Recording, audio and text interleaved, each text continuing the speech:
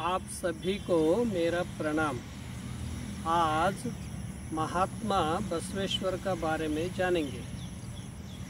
जगत ज्योति, विश्वगुरु, कायक योगी, अनुभव मंटप निर्मापक, लिंगायत धर्म के संस्थापक, अंधविश्वास को हटाने वाले, समाज सुधारक, धर्म उद्धारक, वर्ण जाति भेद रहित समाज निर्मापक, महिला पुरुषों को समान दृष्टि से देखने वाले भक्ति भंडारी महात्मा बसवेश्वर के जीवन के बारे में देखेंगे। महात्मा बसवेश्वर का जन्म कर्नाटक के विजापुर जिले के बसवन बागेवाड़ी में जन्म हुआ। इनकी माता का नाम मादलांबिके और पिता का नाम मादरसा। इनकी एक बहन थी, उनका नाम था अक्कनागमती। बसवेश्वर को उनके माता पिता ने अच्छा शिक्षा संस्कार दिया था। उनकी बहन हमेशा उनका मार्गदर्शन करती थी। बसवेश्वर के 8 वर्ष के होने पर उनके उपनयन संस्कार का आयोजन किया गया, जिसमें परिवार के सभी लोग शामिल हुए।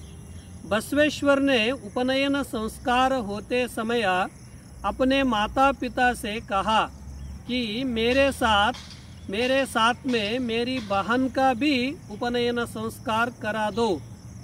तब माता पिता ने कहा कि यहाँ उपनयन संस्कार सिर्फ पुरुषों को होता है, महिलाओं को नहीं होता है।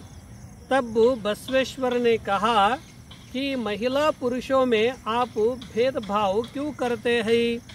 सभी समान है। अगर आप मेरी बहन का उपनयन संस्कार नहीं करते हैं तो मैं भी नहीं करवाऊंगा। बसवेश्वर अपने सभी बड़े लोगों से क्षमा मांगकर आयोजन से बाहर चले गए। एक बार बचपन में बसवेश्वर अपनी बहन के साथ में भगवान के दर्शन के लिए जा रहे थे। उस समय कुछ लोग मंदिर के बाहर खड़े हुए थे। तब बसवेश्वर ने अपनी बहन से पूछा कि यहाँ लोग मंदिर के बाहर क्यों खड़े हुए हैं? तब उनकी बहन ने कहा कि यहाँ लोग उच्च कुल के नहीं है, इसलिए यहाँ मंदिर के बाहर पूजा कर रहे। तब बसवेश्वर ने अपनी बहन से कहा कि सभी मानव एक है, लोग ऐसा भेदभाव क्यों करते हैं? बसवेश्वर में बचपन से ही दया, करुणा, अहिंसा और भक्ति भाव था। बसवेश्वर ने कूडल संगम क्षेत्र के गुरु ऋषि जातवेद मुनि से दीक्षा ली। कूडल संगम क्षेत्र में एक शिवलिंग था, उसका नाम संगमनाथ था। वहीं पर बसवेश्वर रहकर अपनी पूजा, साधना और भक्ति किया करते थे। बसव कल्याण में एक बिज्जल राज था। उनके राज्य में बसवेश्वर के दोनों माम बलदेवरस और सिद्धदेवरस दंडाधिपति थे। एक दिन राजा को एक समस्या सामने आ गई। राजा ने सभी मंत्री और पंडितों को बुलाया। राजा के पास में एक पुरानी ताम्रलिपि थी। राजा ने सभी से पढ़ने के लिए कहा। सभी लोग उस ताम्रलिपि को पढ़ नहीं सके। इस विषय की चर्चा पूरी राज्य में हो गई। बसवेश्वर को भी इस बारे में मालूम हुआ। तब बसवेश्वर ने उनके मामा के पास में सूचना भेजी कि मैं ताम्रलिपि को पढ़ूंगा। उनके मामा ने कहा कि बड़े बड़े विद्वान इसको नहीं पढ़ सके, फिर तुम कैसे पढ़ लोगे? बसवेश्वर ने कहा कि मैं पढ़ सकता हूँ। फिर ताम्रलिपि को पढ़ने के लिए वहाँ राजा के पास में पहुँच गए। वहाँ बहुत सारे बड़े बड़े विद्वान आए हुए थे। सभी को सभा में बसवेश्वर को देखकर आश्चर्य हुआ। राजा ने बसवेश्वर को ताम्रलिपि दी। बसवेश्वर ने कुछ क्षण उसे देखने के बाद पढ़कर राजा को बताया कि राज सिंहासन के नीचे बहुत सारी संपदा का भंडार है। राजा ने तुरंत मजदूरों को बुलाकर खुदाई का काम शुरू करवाया। खुदाई पूरा होने के बाद सभी लोग आश्चर्यचकित हो गए। वहाँ ढेर सारा सोना, चांदी और हीरे जवाहरात मिले। बसवेश्वर के दोनों मामा ने बसवेश्वर की तेज बुद्धि को देखते हुए अपनी कन्या गंगांबिका और नीलांबिका से शादी करा दी। यह सब देखने के बाद बिज्जल राज को बहुत खुशी हुई। राजा ने बसवेश्वर की तीव्र बुद्धि और सूक्ष्म दृष्टि को देखकर सोचा कि बसवेश्वर महामंत्री होने के बहुत योग्य और समर्थ है। बसवेश्वर के राज्य में आने के बाद बहुत सारी संपदा हमें मिली है। फिर राजा ने मंत्रियों की सभा बुलाकर बसवेश्वर को राज्य का महामंत्री बनाने की घोषणा कर दी। बसवेश्वर ने महामंत्री होने के बाद में अपनी सभी जवाबदारियों और अपने कर्तव्यों को ईमानदारी के साथ में निभाया। एक बार एक मंदिर में बहुत सारे प्राणियों की बलि दी जा रही थी। बसवेश्वर ने यह सब देखने के बाद कहा कि भगवान के नाम पर प्राणियों की बलि देना महापाप है। सभी प्राणियों को स्वतंत्र जीवन जीने का अधिकार है। फिर बसवेश्वर ने अपने राज्य में प्राणी बलि पर रोक लगा दी। बसवेश्वर उच्च नीच का भेदभाव नहीं मानकर उच्च कुल के घरों को छोड़कर दूसरे कुल के घरों में जाकर उन्हें इष्टलिंग पूजा, निष्काम कर्म, अष्टावरण और शटस्थल का ज्ञान देते थे और उनके मोहल्ले में जाकर उनके साथ खाना भी खाते थे। बसवेश्वर ने सभी को समानता के लिए विश्व का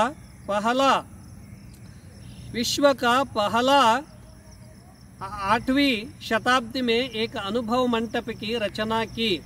अनुभव मंडप में आकर सभी महिला, पुरुषों और बच्चे आध्यात्मिक चिंतन किया करते थे।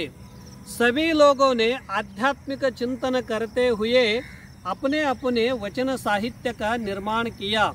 इस विषय की चर्चा पूरे राज्य में फैल गई, जिससे लाखों लोग अनुभव मंडप में शामिल होने लगे। लाखों लोगों के लिए भंडार चालू हो गया। आध्यात्मिक चर्चा के कारण सभी लोग ज्ञानी संत शरण हो गए। अनुभव मंडप के शून्य सिंहासन पीठाधिपति ज्ञानी अल्लम प्रभु को बनाया।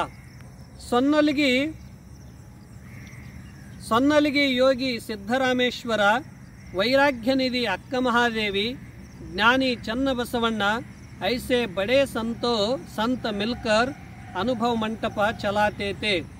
इस विषय पूरे देश में चर्चा होने लगी।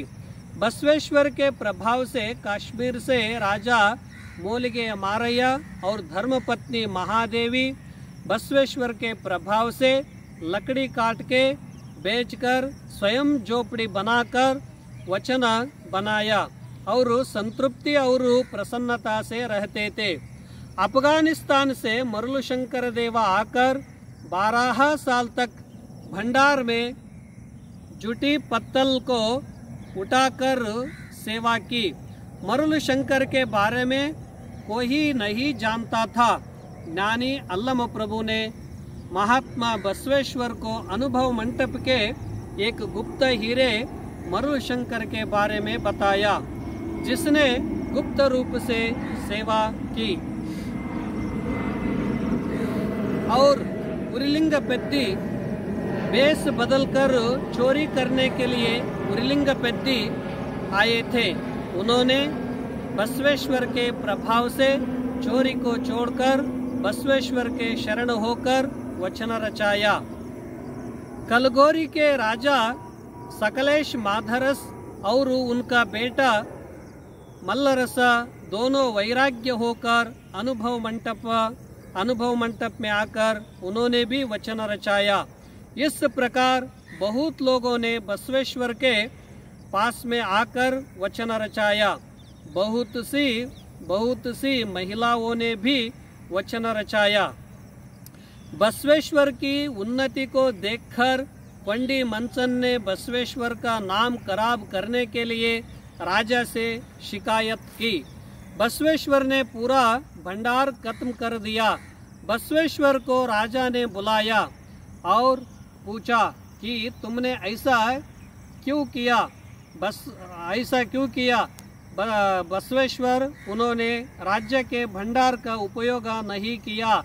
राजा ने प्रभावित होकर भंडार के लिए ढेर सारा धन बसवेश्वर को दिया।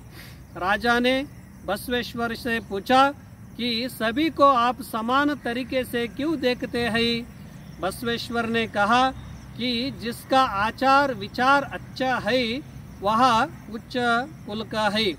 इस प्रकार बसवेश्वर ने समाज, प्रकृति, समानता, आराधना, शुद्धता, सात्विक जीवन के बारे में कई प्रकार के वचन रचाया। बसवेश्वर ने एक उच्च और निम्न वर्ग के साथ में शादी करवाई। उस समय इस बात का बहुत विरोध हुआ। इस कारण कल्याण की क्रांति हुई। बसवेश्वर ने अंतिम समय में सभी को छोड़कर कूड़ल संगम क्षेत्र में समाधि ली। बसवेश्वर की मूर्ति का दिल्ली पार्लियामेंट और लंदन में भी अनावरण हो चुका है। बसवेश्वर का वचनों को 23 भाषाओं में अनावरण हो चुका है।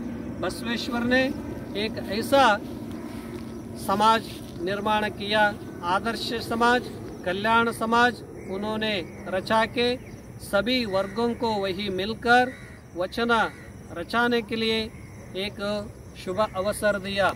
इस बसवेश्वर का संक्षिप्त जीवन का बारे में आज देख लिया। बसवेश्वर ज्ञानी महात्मा बसवेश्वर को मैं शत नमन करता हूँ।